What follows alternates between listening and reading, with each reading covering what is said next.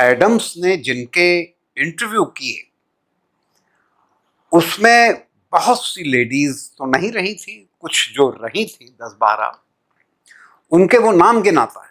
वो कहते हैं कि इनमें इतनी सम्मोहक शक्ति थी, इतनी सेक्स अपील थी गांधी में कि वो इनकी ओर अट्रैक्ट हो जाती थी।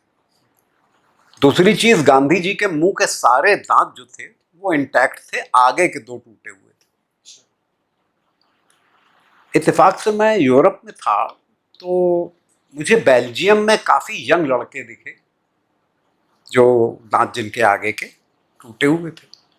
तो पहले मैं समझा कि ये कोई डिजीज वगैरह होगी, शायद कि आगे के दांत टूट जाते हैं, कुछ कोई जेनेटिक लाइन में कोई गड़बड़ी होगी। फिर मैंने अपने दामाद से पूछा तो उसने कहा, पापा ये तो गे लोगों का कोडेड वर्ड है। हाँ? जो होमोसेक्सुअल्स हैं, जहां पे पुरुष पुरुष से शादी करता है, तो उनका कोडेड वर्ड है, ये कोडेड वो है, और गेस के आगे के 2 दांत नहीं होते। और ये तो करीब 300-400 साल से, क्योंकि पहले क्रिश्चियनिटी की इपिस्कोपैसी थी, इपिस्कोपैसी मैंने चर्च का राज्य, तो उसमें ये संभव नहीं था, ये तो मृत्युदंड हो जाता इसके ऊपर। तो हम गे हैं ये हम कैसे बताएं, तो हम आगे के 2 दांत उखड़वा लेते थे। ओहो। तो यंग लड़के आपस में समझते थे कि ये एक सीक्रेट सोसाइटी है। तो गांधी जी के ऊपर ये भी एक चार्ज है कि during world war first, Zulu war में जब वो सार्जेंट थे, और तो उस मूवमेंट पर उनका अट्रैक्शन किसी अपने सीनियर से हो गया था, जिसने उनको एडवाइस किया था कि I don't have my first 2 teeths, you should also get them extracted. विचित्र है, लेकिन जो सुनने को मिला, पढ़ने को मिला, मैंने जाना, बस सिर्फ उतना ही बोल रहा हूं। और यूरोप का तो आंखों देखा है। फिर जब हमें कोई भी बिना आगे के दांत का 2 टूटा हुआ मिलता था तो हम उसे गांधी कह के प्रणाम कर लेते थे कि देखो गांधी जी आ गए। अब आइए, एडम्स ने जो नाम गिनाए वो बहुत इंपॉर्टेंट है, क्योंकि वही ऑथेंटिक बनाते हैं इस किताब को। ये कहानियां तो चलती रहेंगी। एडम्स कहता है,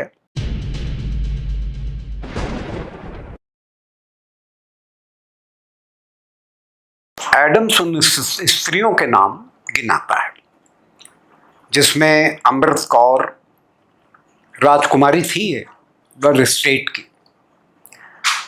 बीबी अम्तुस्सलाम, लीलावती आसर, प्रेम बहन, मिली ग्राहम पोलक, कंचन शाह, रेहाना तैयब जी, बीना पटेल, सुशीला नायर, प्रभावती जो जयप्रकाश नारायण की वाइफ हैं, और अंत में मनु और Abha Gandhi, who are the youngest in the group. अब ये तकरीबन 2 दशक तक गांधी जी के साथ रहे, और इनके ऊपर अभी तक कोई, क्योंकि फर्स्ट हैंड अब कोई नहीं लगभग बचा है, आखिरी बस कुसुमबात गामा थी, वो भी शायद अब नहीं है दुनिया में। तो ये एक ऐसा टॉपिक है जिसको मैंने छेड़ तो दिया है, और आगे आने वाले जो वीडियोस हैं उसमें मैं इसी टॉपिक को टच करूंगा। तो you can take it as a preamble, as an introduction to my work which I would speak, but it is totally authenticated through references which I have already quoted, okay, and I have already given the names of the writers and the books. आप गुरुदत्त की इसके अंदर विश्वासघात भी एक पुस्तक है, वो भी पढ़ सकते हैं गांधी के ऊपर। हाँ, एक घटना का जिक्र और कर दूं, महाराष्ट्र में पंचगनी नाम की एक जगह है जी, वहां पे महात्मा गांधी गए थे सुशीला नायर के साथ। 2 दिन तक तो उन्होंने भ्रमण किया, अपना भाषण दिया, उसके बाद बोले कि आज 24 घंटे अब हम अपना ब्रह्मचर्य का प्रयोग करेंगे। ये बात गोडसे को पता लग गई, अखबारों में आ गया, ब्रह्मचर्य के प्रयोग में आश्रम बंद है। गोडसे ने 50 आदमी जमा किए और जा करके वहां बैठ गया। आश्रम के बाहर जो नारेबाजी होने लगी वो तो हद की थी। उस नारेबाजी में गांधी जी का बुरिया बिस्तर गोल हुआ। उन्होंने कहा भाग लो पंचगनी से, ब्रह्मचर्य की साधना नहीं हो पाई। ब्रह्मचर्य की साधना यहाँ बड़ी मुश्किल है, तो निकल लो। गांधी जी अपना पुलिस के प्रोटेक्शन में वहां से निकल गए। लेफ्टिस्ट से कहते हैं कि it was first life attempt of Godse on Gandhi, जो कि सक्सीड नहीं किया। ओहो, था क्या, दिखा क्या रहे? हाँ, था क्या, उसे मिसकोट कर दिया, उसे मिसडायरेक्ट कर दिया, दूसरा टाइटल दे दिया कि गोडसे ने एक बार प्रयास किया गांधी को मारने का। लेफ्टिस्ट का तो यही काम ही रहा है। उसको जबरदस्ती आरएसएस से भी आप जोड़ते हैं, जबकि आपको शायद पता नहीं वो आरएसएस का विरोधी था। गोडसे विरोधी है। वो गोडसे ने कई ऐसे आर्टिकल लिखे हैं जिसमें आरएसएस का विरोध है। वो कहता है, ये कहते हैं कि हिंदुस्तान में रहने वाला हर आदमी हिंदू है, लेकिन जब ईसाई और मुसलमान अपने आप को हिंदू नहीं मानते, अपने पुरखों को भी वो सम्मान नहीं देते हैं, 3 जनरेशन के पुरखे हैं उनके पास, चौथी जनरेशन हिंदू ही है, तो ऐसी स्टेज में आप या तो इन्हें कन्वर्टेड हिंदू कह दीजिए, कन्वर्टेड हिंदू हैं कि ये ईसाई हो गए, ये मुसलमान हो गए, तो आप वो भी नहीं कहते हैं। जैसे एक्स मुस्लिम चल रहा है। हाँ, अब एक्स मुस्लिम तो चीज अलग हो गई, लेकिन आप कन्वर्टेड हिंदू तो कह सकते हैं।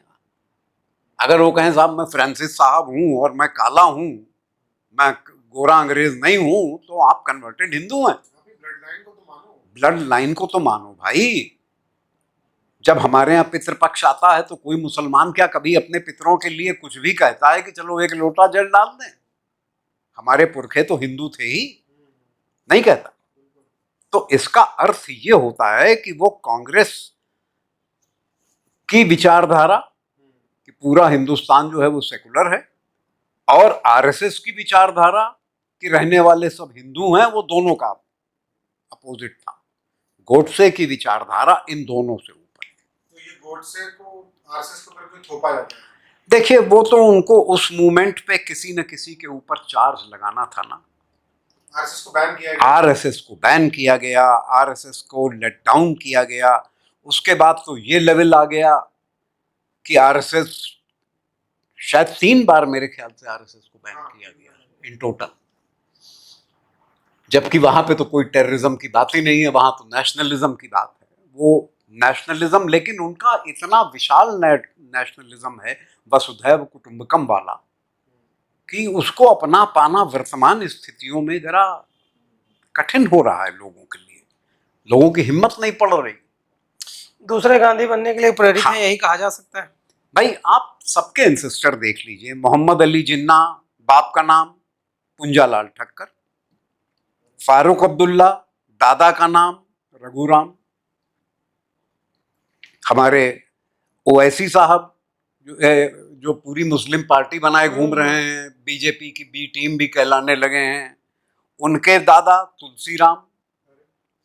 तो अब आप ढिंढोरा पीटते रहिए हम मुसलमान हैं।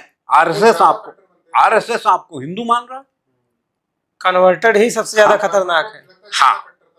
हाँ, तो अब वो सीना तान के कह रहे हैं कि हम इस्लाम कबूले हुए हैं, हम इस्लाम की सेवा कर रहे हैं। एक कहावत है, नवा मुल्ला ज्यादा प्याज प्याज चिल्ला था। हाँ, तो वही तो हो रहा है। तो Godse was in opposition of RSS. उसके कई राइटअप्स यही मेरे देखे हुए। यही सर ईसाइयों में है कि जो दूर बैठा है ओरिजिनल वाला, उसको कन्वर्जन का उतना अग्रेशन नहीं है। हाँ। जितना ये 10,000 रुपए लेके हो गए हैं अब नए रिश्तेदार को हाँ। कन्वर्ट करने में आक्रामक है। नहीं, उनको नाम बड़ा मिल जाता है ना।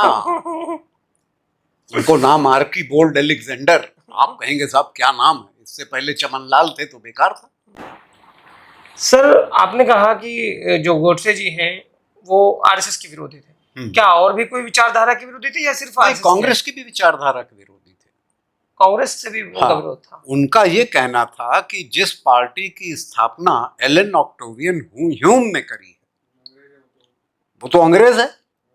और 1857 में क्रांतिकारियों को जब गदर खत्म हो गया और जीत गए अंग्रेज, तो उसके बाद बहुत से क्रांतिकारी छुपे हुए थे कि हम अगर पकड़े गए तो फांसी होगी। तो ये उनके सीआईडी इंटेलिजेंस सेल का चीफ हुआ करता था, एलन ह्यूम। किसके सर? उनके इंटेलिजेंस सेल का अंग्रेजों के? जासूसी। हाँ, अच्छा। तो इसने, ये ऑफिसर था, तो इसने ढुड़वाया लोगों को कि क्रांतिकारी छिपे कहाँ हैं। तो उन 1860 से 1870 तक इसने करीब 25,000 लोग ढुड़वाए जिनको सजाए मौत दी गई। ओहो, वो व्यक्ति कांग्रेस की स्थापना उस कर रहा है। आदमी को रिवॉर्ड किया गया कलेक्टर इटावा बना के। अंग्रेजों ने रिवॉर्ड दिया कि तुम कलेक्टर इटावा बन जाओ। ये कलेक्टर इटावा बन गया। वहां पे 2 दर्जन किसान अपने किसी बात के पीछे अंग्रेजी सरकार का विरोध करते हुए खड़े हो गए। इसने दोनों को 24-25 लोगों को थाने में बंद करा दिया। उसके बाद कैरोसिन छिड़क के आग लगवा दी, 25 मर गए। ये कांग्रेस की स्थापना करने वाले की बात। हाँ, अभी सुनो तो, जब वो 25 मर गए, अब इसका बंगला घिर गया, इसका ऑफिस घिर गया और सब लठायत खड़े हुए। कैसे निकले? तो इसको लोगों ने मदद करी निकलने में।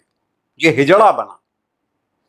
इसने चूड़ियां पहनी, लहंगा पहना, इसने माथे पे बिंदी लगाई, बड़ी सी लिपस्टिक लगाई, बहुत कुछ इस तरह का अपना रूप बनाया, बहू ऐसा कि बस। और उससे चाल सीखी कि कैसे करते हुए निकलना है।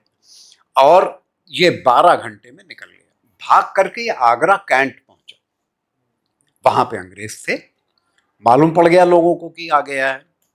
आ गए ह्यूम साहब। बोले सर क्या हुआ? बोले उस जमाने में फोन वगैरह तो थे नहीं कि बताते। तब उन्होंने बताया कि भाई रिबेल हो गया है और मैं तो मरने की नौबत में था, कलेक्टर का बंगला फूंक दिया गया। तो इसको रख लिया गया आगरा कैंट में। फिर इसकी वायसरॉय से मुलाकात हुई। वायसरॉय मयो था। जिन मयो के लिए भाई साहब बता जिन रहे मयो थे। के लिए एक साहब हमारे, छोड़ो। तो वायसरॉय ने इनको राय दी कि अब तो तुम्हारा मुकदमा भी चल सकता है, क्योंकि ब्रिटिश अंपायर ये शो करना चाहती है कि हम बड़े जस्ट हैं और न्याय करते हैं, तो न्यायप्रियता में चल सकता है। तो उसने कहा सर मेरे पास एक आइडिया है, देखिए ये तो चलता ही रहेगा। 1857 हो चुका है, फिर 1867 होगा, फिर 1877 होगा। क्योंकि वो इंटेलिजेंस में था। वो इंटेलिजेंस में था, तो इसको आप रोक नहीं सकते हैं। तो इनसे पूछा कि बताओ भाई फिर क्या रास्ता है तुम्हारे पास? बोले सर एक पार्टी की स्थापना करिए जो अंग्रेजों की रक्षा करे, जिसमें अंग्रेजी पढ़े लिखे लोग हों, एजुकेशन सिस्टम हमारा है उसके जहां प्रोडक्ट हो। अपने ट्रेंड बंदे रखो उसमें। इसलिए अपने ट्रेंड बंदे जब होंगे तो वो पार्टी भारत की स्वतंत्रता के लिए संग्राम करे। तो वो बोले इसके लिए मिलेगा कौन जो स्थापित करेगा? जो मिलेगा वो असली स्वतंत्रता संग्राम सेनानी ही होगा। तो उसने कहा पहले तो आप 1857 में जो विक्टिम्स हैं उनको माफ कर दीजिए। हाँ, जो बच गए, जिनको नहीं पा पाए। जो बच गए अब उन्हें फांसी नहीं दी जाएगी, जेल वेल हो सकती है, ट्रायल हो सकता है, फांसी नहीं दी जाएगी। बोले ठीक है। बोले फिर अब मैं स्थापित करूंगा, मैं ब्रिटिश साम्राज्य का विरोधी, मैं स्थापित करूंगा ये पार्टी। बहुत सही। हाँ, तो अब उसने ये जनरेट किया तो अंग्रेजों ने कहा नथिंग लाइक इट, कि एक शील्ड, एक ढाल जनरेट हो रही है कि जो मुश्किल से 80,000 अंग्रेज हैं इनको बचाने की ढाल, कि 1857 फिर ना हो जाए। कांग्रेस, जी हाँ। तो वो है कांग्रेसी कि आज भी इनके मुंह से नहीं निकलता है नमक जो भारत के हित की कोई बात, आज भी नहीं निकलती। बहुत घृणा हो रही है सर सुन सुन के। अरे अब क्या किया वैसे जाए तो भाई, जो जन्मजात इतिहास है उसका जब फाउंडर ही ऐसा है। वो कह रहे वैसे तो जन्मजात है। हाँ और शायद चूंकि हम तो पुनर्जन्म वाले हैं, मनुस्मृति वाले लोग हैं। हाँ बार बार जन्म पाते हैं, आते हैं। हाँ तो कहीं ना कहीं वो स्मृतियों में रहता है, जो भले आज मानस पटल पे हाँ। नहीं, आपके द्वारा मिल रहा है। पर जो आंतरिक घृणा स्वतः पैदा होती है, हाँ। वो कारण इसी का यही लगता है मुझे। हाँ, नहीं तो तभी तो लगता है ना ये कि जबरदस्त है सर। जब अभी मल्लिकार्जुन खड़गे साहब ने एक स्टेटमेंट दिया, और वो भी पार्लियामेंट में, कि कांग्रेस के अलावा और एक कुत्ता भी लड़ा हो स्वतंत्रता संग्राम सेनानियों सेना में, जी। तो उसका नाम लीजिए। हाँ हाँ, वो तो क्लेम तो करते हैं ना। ये जो हाँ, लाखों मारे गए, 25,000 को जिसने मारा, हाँ, जो 25,000 जिसने संस्थापक मरवाए है, और 25 जला दिए, जला दिए, वो उसका संस्थापक है। उसके तो वो हो गए कुत्ते, वही वो जो लड़े वो हो गए कुत्ते, और ये लड़ने वाले हो नहीं, वो गए। कुत्ते भी नहीं हुए ना, ये तो कुत्ते भी नहीं कह रहे हैं। हाँ वो कुत्ते भी नहीं आ रहे इनकी। हाँ हाँ, एक कुत्ता ही बता दो कि जो और लड़ा हो। ये हाँ, जिन्होंने इतना भारतीयों को मारने के बाद हाँ, और ये कांग्रेस बनाई, हाँ, उसके लोग कह रहे हैं कि ये लड़े हैं। हाँ, ये लड़े हैं हमारे स्वतंत्रता संग्राम सेनानियों से, ना कि अंग्रेजों से। ना कि अंग्रेजों से। अरे आप छोटे मोटे नाम तो, हम लोग तो हमेशा बड़े ही नाम गिना देते हैं, सुभाष बोस, अशफाक उल्लाह सर ये खां, बहुत बड़ी बात बताई, मतलब भगत सिंह, हम लोग बड़े नाम गिना देते हैं। ये तो मतलब टीवी में हर जगह हाँ, आता है हाँ, कि हाँ, अंग्रेज ने स्थापना करी, लेकिन अंग्रेज ने लेकिन कौन अंग्रेज ने और क्या लेकिन उसका आप पर्दे के पीछे? गिनिए तो इसमें रानी लक्ष्मीबाई, सावरकर, करतार सिंह सराभा, मदन लाल ढींगरा, चेतराम जाटव, मंगल पांडे, ये सब कौन थे? वीर पांड्या, कट्टा बोमान, ये सब कौन थे? इन सब की हत्या करने वाले ने कांग्रेस बनाई स्थापित की। और उसके लोग अब पूछते हैं कि हमने आजादी दिलाई। हमने आजादी दिलाई। तो भाई हमारा परिवार तो कांग्रेस का रहा। हमारे बाबा जी ने भी एक शब्द कहे थे, डिप्टी चीफ मिनिस्टर थे मध्य प्रदेश के, चीफ मिनिस्टर कई बार ऑफिशिएट किए, कि कांग्रेस में रह के किसी हिंदू का सीधे भला करना कठिन। कैसे भला करेंगे, हिंदू ही तो स्वतंत्रता संग्राम लड़ रहे थे। कठिन है बस। गांधी जी के ब्रह्मचर्य व्रत पे एक मुझे लोक कथा याद आ रही है। लोक कथाओं में काफी ज्ञान, काफी विज्ञान और काफी बुद्धिमत्ता है जी। उसमें है कि एक बहू ब्याह के आई घर में, नई नई, सास ने बताया कि भाई करवा है और तुम्हें करवा कैसे रहना है। तो उसने कहा अम्मा जी कैसे रहा जाता है? तो बोली भाई तुम्हें पूरे दिन कुछ खाना पीना नहीं है, निर्जल होता है। बोली बड़ा ठीक है, रह लेंगे। उसके बाद थोड़ी देर बाद एक दहेवा निकला, तो उन्होंने, उनकी इच्छा हुई, भूख लग रही थी, दही खाया। थोड़ी देर बाद एक मठेवा निकला, तो उन्होंने मट्ठा पिया। थोड़ी देर बाद एक गरड़वा निकला, तो उन्होंने अपने गन्ने गरड़ी खरीदी, चूसी। उसके बाद एक भुजवा निकला, तो उन्होंने अपना बढ़िया चना खाया। अब परिणाम ये हो गया कि पूरे दिन वो खाती पीती रही। जी। जब शाम को वो लड़का आया, हस्बैंड, तो उसने कहा कि समय हो गया, चलो कथा हो जाए। तो बोली बैठ जाओ। तो तब तक सास ने बुलाया और लड़के से कहा कि देखो पूरे दिन इसने ये काम किया। तो बोली अम्मा आप चिंता न करो, हम संभाल लेंगे। तो जैसे ही पूजा टाइम आया, तो वैसे ही वो बैठ गया पूजा पे आकर के आसन पे। जी। तो वो बोली यहाँ तुम काहे बैठे हो, यहाँ तो हमें बैठना चाहिए। तो बोली नहीं, हमारे यहाँ जो है वो हस्बैंड वो कथा कहता है, हमारे घर का ट्रेडिशन। जी। तो बोली अच्छा ठीक है, अगर हस्बैंड कथा कहता है तो वो सुनाओ। तो उन्होंने कथा सुनानी शुरू की। कह रहे हैं जो मठेवा निकला तो मट्ठा पीन, फिर वो गरठिया निकला तो गरठिया चूसे, न दहेवा निकला तो दही खाइन। तो वो लेडी बोली भाई ये कौन सी कथा है? तो बोली ये तो करवा कथा है, ये हम सुनाएंगे ही। तो बोली इसका तुम्हारे पास सोर्स क्या है, कहाँ से ये कथा निकाल के लाए? बोले कथा निकाल के क्या लाए, ये तुम्हारी हमारा सोर्स है ये। तो वो बोली ये तो भाई ऐसा है कि जय, तो कथा तो गलत है। बोली कथा कतई गलत नहीं, जैस बरत तैस कथा। तो वो औरत चौंक गई। फिर उसने कहा हाँ आप सही हैं, हमने दिन भर यही किया।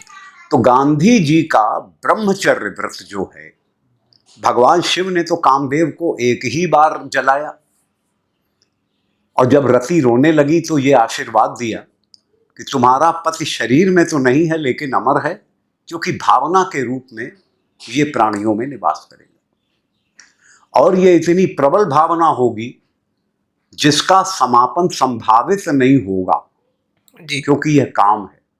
मैं तो इसे भस्म कर सकता हूं, लेकिन इसे देवता भी भस्म नहीं कर सकते, इसे ऋषि भी भस्म नहीं कर सकते, इसे संत भी भस्म नहीं कर सकते। यह मनुष्य और प्राणियों की प्रवृत्ति में निवसित होगा और इसी से सृष्टि विकसित होगी। इसलिए इस भावना से लड़के कोई भी व्यक्ति विजित नहीं होगा। इसका मतलब है कि भगवान शिव ने सीधे सीधे कह दिया कि biologically it is impossible to be a celibate until आप नागा हो जाएं और अपनी वो एक विशेष नस खिंचवा लें जिससे वीर्य उत्पन्न होता है और निकलता है, अन्यथा कोई हिसाब नहीं है। तो भगवान शिव तो एक ही बार परास्त कर पाए काम को, गांधी जी तो उठा उठा पटकते थे कामदेव को रोज रात।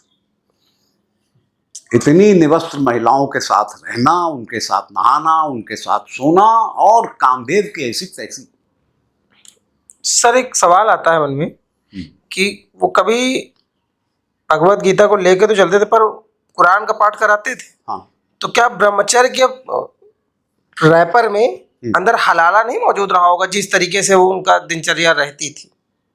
भैया उनकी दिनचर्या में देखिए, एक चीज गांधी की हमेशा ध्यान रखिए कि जिन पॉलिटिकल लोगों की वाइफ्स भी उनके साथ आई और रही उनके आश्रम में, कृपलानी जी, वही जी वो लठिया लिए घूमते थे गांधी जी के पीछे। जेपी इतना बड़ा आंदोलन चला ले गए इंदिरा गांधी के विरोध में, उनकी वाइफ वहां बैठी हुई थी जयप्रकाश नारायण की, वो अलग लाठी लिए घूमते थे गांधी जी के हाँ, पीछे। वो कोई ब्रह्मचर्य का प्रयोग न कर पाए। हाँ, कि कोई और वो प्रयोग करते रहते थे ब्रह्मचर्य के। तो चक्कर ये है कि जिन्होंने, गांधी जी ने कोई दीक्षा तो कहीं ली नहीं जी, या तो हमें पता ही होता कि किसी साधु संत से उन्होंने दीक्षा ली, देवरहा बाबा के शिष्य थे या नीम करोली बाबा के शिष्य थे या किसी के भी शिष्य थे, किसी एक साधु संत के, तो वो साधना कर रहे थे, उसमें ब्रह्मचर्य प्रयोग भी कर रहे थे। कोई ऐसी उनकी साधना नहीं थी। उनका एक सेल्फ क्रिएटेड प्रेन्योरल अटेम्प्ट था। या फिर अली ब्रदर जैसे लोगों के साथ रहे होंगे तो वहां या से वो अली ब्रदर्स उनके गुरु थे, उन्हीं से उन्होंने दीक्षा ली होगी, तो अगर दीक्षा ली होगी तो हलाला तो हलाला ही प्रैक्टिस करेंगे फिर तो वो, हलाला प्रैक्टिस करेंगे, क्योंकि उनके रिश्तेदार थे ही, आपने हाँ। पूर्व में बताया ही है। हाँ, जो आजकल आस्तिक जो एक्स मुस्लिम है वो तो ये कहता ही है कि मैं मजार पे रहा, मौजी मौज थी, मुझे जो भी खाने की जरूरत, मेरी बीवी कहती थी कि भाई बादाम नहीं है घर में, कहें फला आ रहा हिंदू है अपना, इसको लिखा दो 10 किलो बादाम लेके आएगा, चढ़ावे में चढ़ावे का जो सामग्री होती है वो लेके आएगा। कहें मुसलमान है तो लड़की ने ये किया तो कहना उसका हलाला करा लो, हम पवित्र कर देंगे। कह रहे साहब हमारी तो बड़ी मौज थी, अब हलाला का प्रयोग करते तो जेपी जी के यहाँ से, कृपलानी जी के यहाँ से कोई नहीं जाता, तो नाम रख दिया गया ब्रह्मचर्य के प्रयोग, ब्रह्मचर्य का व्रत। तो भैया जैसा व्रत वैसी कथा, बस। तो ये वही कथा। गांधी जी के ब्रह्मचर्य प्रयोग की लेबोरेटरी तो मैंने देखी नहीं, लेकिन 2012 में मैं न्यूयॉर्क में था, तो मेरे एक परम मित्र जो university of Tacoma Puget sound में वॉशिंगटन में हुआ करते थे, वो भी न्यूयॉर्क में एक कॉन्फ्रेंस अटेंड करने आए थे। कॉन्फ्रेंस वगैरह जब ख़त्म हो गई तो मेरी उनकी मुलाकात हुई, तो बोले शुक्ला साहब आइए, हम लोग गांधी जी की ब्रह्मचर्य लेबोरेटरी भी आज घूम आए। मैंने कहा ये कहाँ भाई, वो तो साबरमती आश्रम में है, यहाँ कहाँ आप बता रहे हैं? बोले साहब न्यूयॉर्क में बहुत लेबोरेटरीज, यहाँ आपका ब्रह्मचर्य टेस्ट होता है। तो मुझे उनकी बात सुन के हंसी आई, आज से 12-15 साल पहले की बात है। फिर मैंने कहा चलिए, तो मेरे साथ ले गए मुझको। तो वहाँ मैंने देखा बहुत से क्लब्स हैं जो कि टॉपलेस क्लब्स कहलाते हैं। जी सर। इसमें जो लेडीज़ हैं, मेड्स जो रेस्टोरेंट में सर्व करती हैं, वो ऊपर के कपड़े नहीं पहनती, निवस्त्र रहती। और साथ ही साथ वहाँ पे पोल डांसिंग वगैरह भी है, जिसमें धीरे धीरे कैबरे चला करता है और फाइनली कंप्लीट न्यूड कैबरे होने लगता है। और ये जितने क्लब्स हैं न्यूयॉर्क के एरिया, मैनहाटन के एरिया में हैं नॉर्मली, इनमें आपका सफायर टाइम स्क्वायर है, रिक्स कॉर्बेट है एक, और एक फीटिश फोर्ट्रेस है, इसी में मैं गया था, ये एलिजाबेथ स्ट्रीट पे है मैनहट्टन में। अच्छा।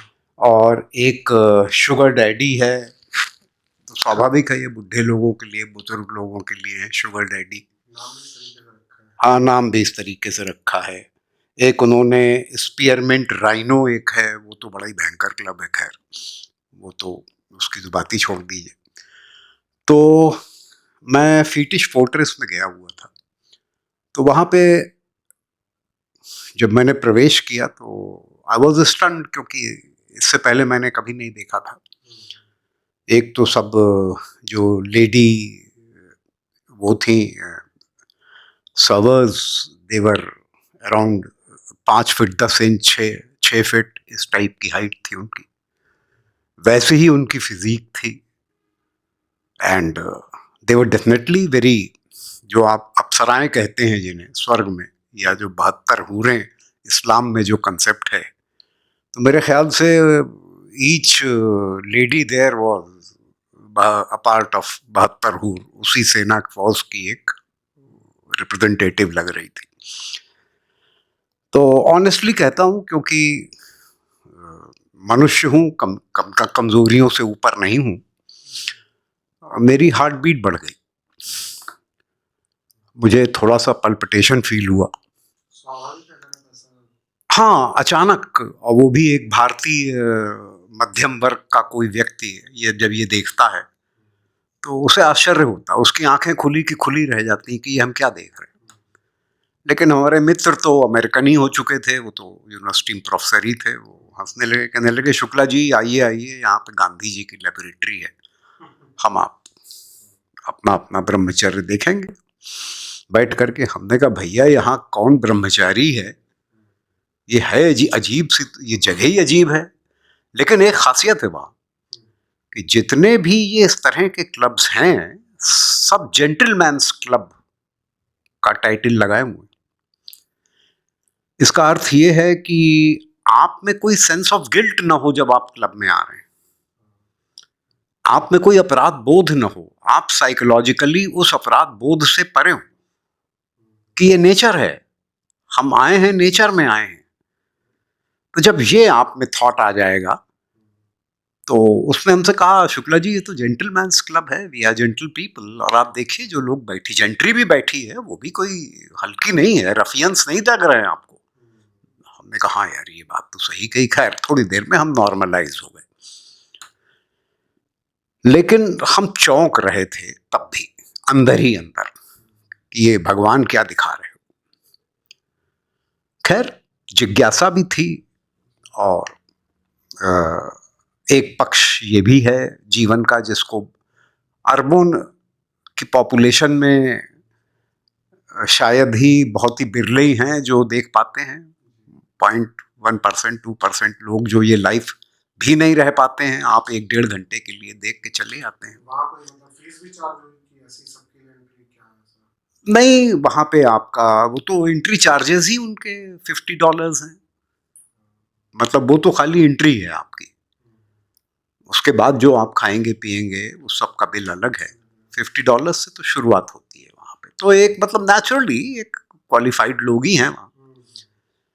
फिर उनके साथ ये भी है वहाँ पे जो उनके रिजर्वेशंस हैं, वो सब बाहर उन्होंने अपने डूज एंड डोंट्स लगा रखे कि किसी भी हमारी सर्वर को आप टच नहीं करेंगे, हाथ नहीं, हाँ अब बहक गए और आपने कुछ शुरू कर दी हरकत, तो कुछ ये सब आप कुछ नहीं करेंगे।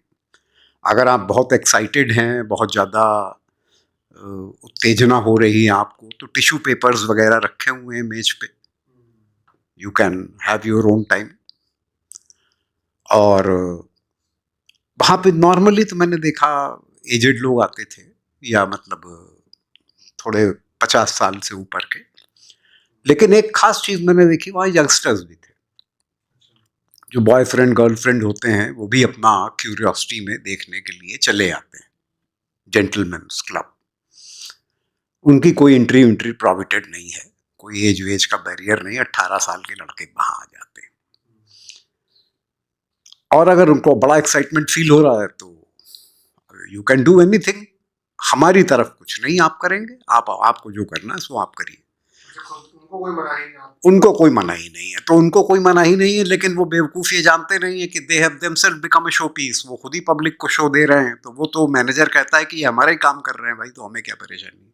कुछ लोग होंगे उनके साथ साथ इनको देखने आते हैं। हाँ, इनको भी देखने के, अगर एक दो ऐसे बेवकूफ हों जो एक्साइट हो जाएं और आपस में ही वहीं पे शुरू कर दें कार्यक्रम, तो बड़ा अच्छा है। तो हमको वो भी शो देखने को मिल जाएगा, they are giving me show. तो मैनेजर्स वगैरह कहते हैं we don't intervene in that. खैर, मैं रहा, पूरा देखा मैंने, पोल डांसिंग आंसिंग देखी। उसके बाद जब सब खत्म हो गया, वो उनका खत्म तो वैसे कुछ नहीं होता है, वो कॉन्टिन्यूस चला ही करता है। आपको क्या फील हो रहा था जब आप बैठे थे, क्योंकि आप इस परिवेश से हम भैया हम चमत्कृत थे। एक वो जो कहते हैं ना ऑब्फुस्केटेड, जैसे आंखें चौंधिया जाती हैं, उसके बाद कुछ नहीं दिखाई देता है, नई दुनिया में पहुंच गए। ये मतलब क्या है। अच्छा, फिर एक चीज मैंने और भी नोटिस की कि जो जितनी भी लेडीज थी जो स्पेशली पोल डांसिंग में थी, न्यू डांसर्स, वो सब ड्रग्ड थी। उनके हाव भाव ये बता रहे थे कि ये ड्रग्ड है। जो टॉपलेस थी वो ड्रग्ड नहीं थी, क्योंकि वो तो ऑर्डर्स ले रही थी, सर्विस दे रही थी, लेकिन जो डांस कर रही थी वो ड्रग्ड थी। ये और चीज मतलब मैं नोटिस कर ले गया, क्योंकि मैं थोड़ा सा क्यूरियस हूँ, एकेडमिक्स में हूँ, थोड़ा सा खुदाई करने की आदत है, चीज़ों को समझने की आदत है, तो उसी चक्कर में मैं इस बात को समझ गया। खैर, तो उसके बाद जब ये मैं चलने लगा, तो मैंने ऐसे ही मैनेजर से, जब बिलिंग विलिंग हो गई सब, मैंने बात करी, तो मैंने पूछा, मैंने कहा आपने कितने लोगों को एम्प्लॉय कर रखा है। बोले मोर देन 100। तो हमने कहा नॉर्मली ऑल आर लेडीज। बोले नहीं, जेंट्स भी हैं, we have 15 gents, but rest are ladies and they are below 30 years. मैंने कहा अच्छा, तो हमने कहा are they married also? बोले yes, many of them they have children but they come here for service. तो फिर मैंने एक क्वेश्चन कर लिया, हमने कहा since it is a nude club और आपने इसको काफी एडवांस लेवल के शोज यहाँ रखे हैं जो मैंने देखा, तो एकदम से वो बोला कि what do you want to know Indian. हमने कहा number 1 I am a professor, so please be a gentleman and it's a gentleman's club. तो बोले हाँ हाँ हाँ, okay okay, all right, what do you want to know sir. तो पहले तो वही बाउंसर वाली लैंग्वेज आ गई, फिर एकदम से उनको समझ में आया कि आदमी सेंसिबली बात कर रहा है। तो बोले कि अच्छा हाँ ऐसा है कि पूछिए क्या पूछना है आपको। तो मैंने कहा I just want to know that you live in this environment for 24 hours, आप कैसे मैनेज करते हैं? How do you take it. बोले sir it's very normal and natural environment. तो हमने कहा what about your sex life, is it with wife only. बोले no that's not your question. हमने कहा no actually I want to write a article on this, on New York's nightclub and life. So I want some details, since I'm also a writer, author, being a professor, and that will promote your club, no problem. तो बोले कि हाँ okay all right. तो उनके पास में एक खड़ा हुआ था, उसने कहा if they comply with us we go ahead, अगर if ladies say yes we go ahead, हमें कोई दिक्कत नहीं है। तो दैट वाज एनफ। हमने कहा बस this is the gentleman's answer, I got it and thank you very much. तो मेरा इस पूरी स्टोरी को सुनाने का अर्थ ये है कि मैं उस मैनेजर की बात भी मानता हूं कि इफ दे कंप्लाई हम दे हैव नो प्रॉब्लम, लेकिन वो 1-1.5 घंटे नर्व्स के ऊपर आ गए थे हमारी। बस ये मेरा एडमिशन है, इसके बियॉन्ड और कुछ नहीं। I have children, I have a wife, I have family, सब कुछ है, लेकिन और तो हमें ये समझ में आ गया कि हमने तो साबरमती का आश्रम की लेबोरेटरी देखी नहीं, लेकिन फिर जब जेड एडम्स की किताब पढ़ी तब समझ में आ गई कि हर चीज सादे तरीके से थी, ग्लैमर के साथ नहीं था। तो उतनी देर 1.5 घंटे कामदेव से मल्ल युद्ध हमने भी किया है। तो वो जो मल्ल युद्ध है जो गांधी जी रोज करते थे,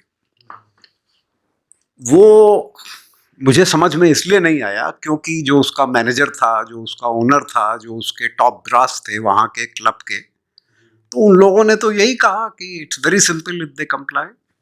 उसमें मेरे ख्याल से लोग 60-70 साल तक के थे, उनको तो कुछ नहीं था। तो उनके आंसर को मैं ज्यादा, क्योंकि बायोलॉजी बनी ऐसी है कि आप उससे फाइट नहीं कर सकते, कामदेव से। और ये शिव का आशीर्वाद है कि ये तुम्हारी क्षमता और शक्ति सदैव रहेगी। महामानव जो साधना करते हैं, जो दीक्षा लेते हैं, सिर्फ वही तुम्हें विजित कर सकते हैं। ये कहा है, भगवान शिव ने कहा है। तो गांधी जी ने कोई दीक्षा नहीं ली थी, उनका कोई गुरु नहीं था, हमने तो कहीं नहीं पढ़ा।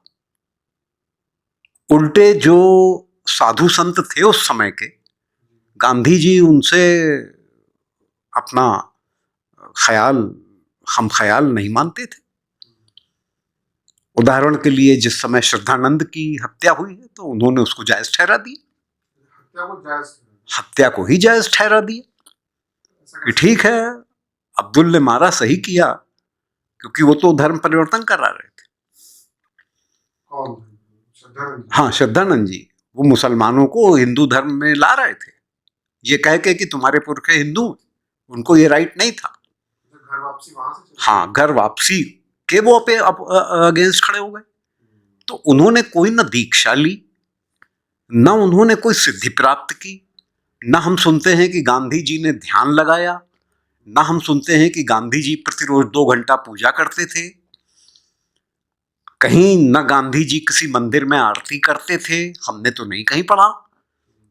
हमने तो नहीं पढ़ा कि गांधी जी जिस समय भारत यात्रा कर रहे थे तो फला फला मंदिरों में दर्शन करते घूम रहे थे, हमने तो नहीं पढ़ा। मंदिरों में वो कुरान अज़ान, हाँ, अगर वो मंदिर जाते थे तो कुरान पढ़ते थे, ये हमने पढ़ा। 2 मौलवी साथ ले जाते थे, उनसे अजान दिलवाते थे। अरे अजान क्या है भाई, आप उसी ईश्वर को गाली दिलवा रहे हैं कि तुम तो हो ही नहीं, सिर्फ अल्लाह है जिसके सामने पढ़ी जा रही। तो जो भगवान शिव ने कहा कि सिर्फ वो महामानव जिन्होंने दीक्षा ली है और साधना करते हैं वो तुम्हें जीत सकते हैं, अन्यथा साधु में, संतों में, महान महामानवों में, सब में तुम विद्यमान हो, और दानव और महादानव तो तुम्हारा दुष्प्रयोग करते घूमेंगे। ये जो बलात्कार वगैरह है, कामदेव की अति है। तो महामानव और महादानव का जो अंतर है वो मुझको वहां 1.5 घंटे न्यूयॉर्क में उस क्लब में बैठ करके फीटिश फोर्ट्रेस में दिखाई देगी। This much will do. आज के लिए इतना बहुत पर्याप्त है। जय श्री राम। जय श्री राम।